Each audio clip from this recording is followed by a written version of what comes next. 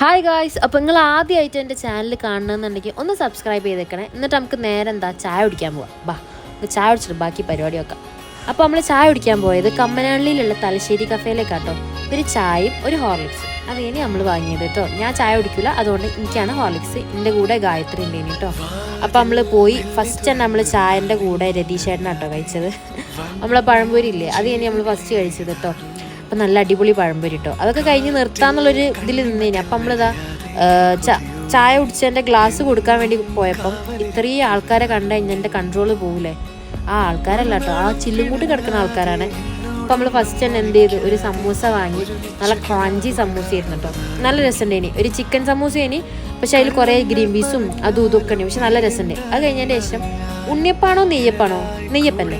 അപ്പം നെയ്യപ്പേനി അടുത്ത് നമ്മൾ കഴിച്ച്. അതിൻ്റെ കൂടെ കട്ട്ലേറ്റ് ഉണ്ടേനി. പിന്നെ and that's all for today. By.